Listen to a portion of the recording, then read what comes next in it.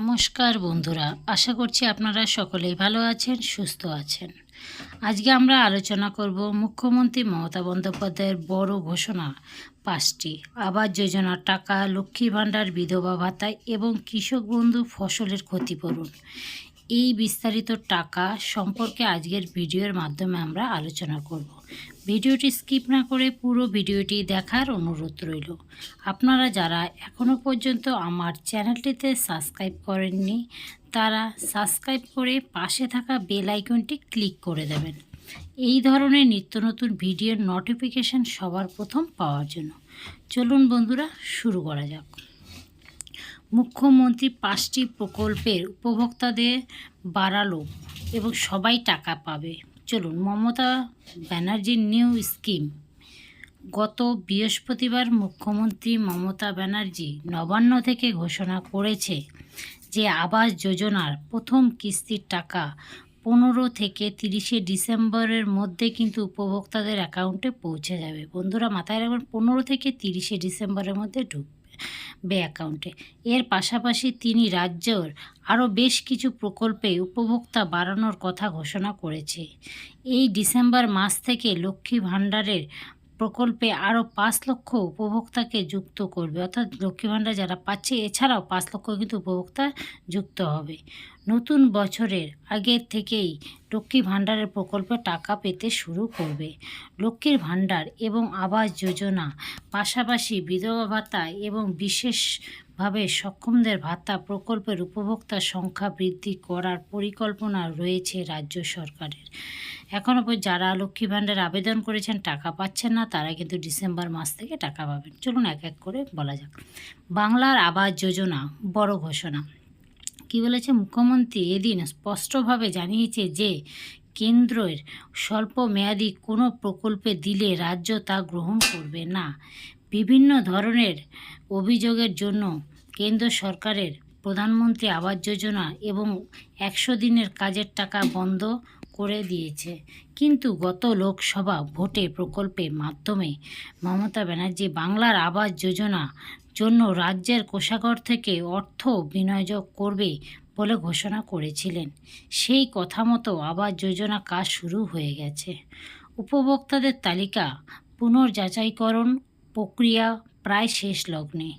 এবার আবাস যোজনার মূল তালিকা থাকা 11 লক্ষ উপভোক্তাদের প্রথম কিস্তির টাকা দেওয়া শুরু হবে 15 থেকে 30 ডিসেম্বরের মধ্যে ফার্স্ট কিস্তিটি, এবং বন্যা, ঘূর্ণিঝড়, প্রাকৃতিক বিপর্যয়ের জন্য আরও 1 লক্ষ মানুষকে বাড়ি তৈরির টাকা দেওয়া হবে। অর্থাৎ যারা ঘূর্ণিঝড়, বন্যায় বাড়ি ক্ষতিগ্রস্ত হয়েছে তাদেরও কিন্তু 1 লক্ষ যোগ হচ্ছে। সব মিলিয়ে প্রায় 12 লক্ষ মানুষের সামনে ডিসেম্বর মাসে প্রথম কিস্তির টাকা কিন্তু হাতে পাবে। তা বন্দ্যোপাধ্যায় জানিয়েছে 2টি কিস্তির মাধ্যমে 60,000 টাকা করে মোট 1,20,000 টাকা দেওয়া হবে। অর্থাৎ প্রথম কিস্তিতে আপনারা পাবেন 60,000 টাকা এবং দ্বিতীয় কিস্তিতে পাবেন 60,000 টাকা। প্রত্যেকটি উপভোক্তারা তার কথায় রাজ্যে 40% টাকা দেয় এবং পরে প্রধানমন্ত্রী নামে প্রকল্প কেন? আমি তো আমার নামে কোনো প্রকল্প করাইনি। 10 বছর পরেও আমি মারা গেলেও কেউ আমার মূর্তি তৈরি করুক, তাও আমি চাই না। এটি মুখ্যমন্ত্রী মমতা বন্দ্যোপাধ্যায় বলে। এর পাশাপাশি তিনি আরও বলে 3 বছর টাকা দেয়নি কেন্দ্র সরকার থেকে। 24,275 কোটি টাকা কিন্তু এখনও রাজ্য সরকার পায়। 12 বছরে 50 লক্ষ বাড়ি দিয়েছে। টাকা আমাদের, নামও আমাদের। আবাস যোজনার নাম পরিবর্তে বিষয়ে জল্পনা উঠেছে, মুখ্যমন্ত্রী নিজে ঘোষণা করেছে। মমতা ব্যানার্জি জানিয়েছে 12 লক্ষ উপভোক্তা আবাস যোজনার টাকা পাওয়ার পরে আরও 24 লক্ষ উপভোক্তা বাকি থাকবে। প্রকল্পের সুবিধা দফায় দফায় দেওয়া হবে। এবার বলছে লক্ষ্মীর ভাণ্ডার প্রকল্পে বড় ঘোষণা। কি ঘোষণা করেছে? লক্ষ্মীর ভাণ্ডার প্রকল্পে আরও নতুন করে 5,07,000 উপভোক্তাকে যুক্ত করা হবে। বন্ধুরা, যারা লক্ষ্মী ভাণ্ডার আপনারা আবেদন করেছে কিন্তু এখনও পর্যন্ত টাকা পাননি, তারা কিন্তু ডিসেম্বর মাস থেকে টাকা পাবেন। মোট সংখ্যা বেড়ে দাঁড়াচ্ছে কিন্তু 2.21 কোটি। এতদিন পর্যন্ত লক্ষ্মী ভাণ্ডার প্রকল্পের জন্য সরকারের মোট খরচ হতো 48,440 কোটি টাকা, কিন্তু নতুন করে প্রায় 5.7 লক্ষ উপভোক্তার জন্য অতিরিক্ত আরও খরচা হবে 625 কোটি টাকা খরচ হবে বলে জানিয়েছে মুখ্যমন্ত্রী মমতা বন্দ্যোপাধ্যায়। ভোটের কথা মাথায় রেখে অন্য রাজ্য করছে, কিন্তু তা পেতে প্রচুর শর্ত পূরণ করতে হয়। আমাদের রাজ্যে কোনো শর্ত নেই, প্রত্যেকের জন্য প্রকল্প উপযুক্ত। এমনকি পরিবারে যদি 4 জন মহিলা থাকে তা প্রত্যেকেই কিন্তু লক্ষ্মী ভাণ্ডারের টাকা পাবে। একই পরিবারে যদি 4 জন লোক থাকে সেই ক্ষেত্রেও কিন্তু টাকা পাবে। এবার বলছে বিধবা ভাতা প্রকল্পের বড় ঘোষণা। কি বিধবা ভাতা প্রকল্পে আরও 43,900 জনকে সংযোগ করা হবে। এই উপভোক্তারা লক্ষ্মী ভাণ্ডারের মতোই টাকা পাবে সামনের 20 ডিসেম্বরের থেকে। আগে এই প্রকল্পের উপভোক্তার সংখ্যা ছিল 20,32,000।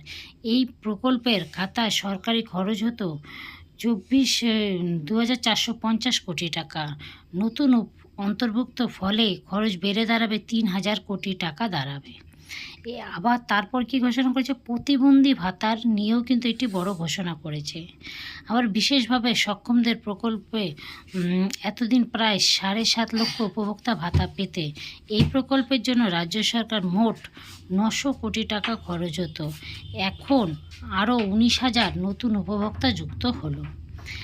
কৃষক বন্ধু প্রকল্প বড় ঘোষণা। 5 নম্বর, নতুনভাবে কৃষক বন্ধু প্রকল্পে প্রায় 1.8 কোটি উপভোক্তাকে একটি কিস্তিতে 2,943 কোটি টাকা বরাদ্দ ছাড়পত্র রয়েছে। এখনও পর্যন্ত প্রকল্পে বছরে 5,859 কোটি টাকা খরচ হয়।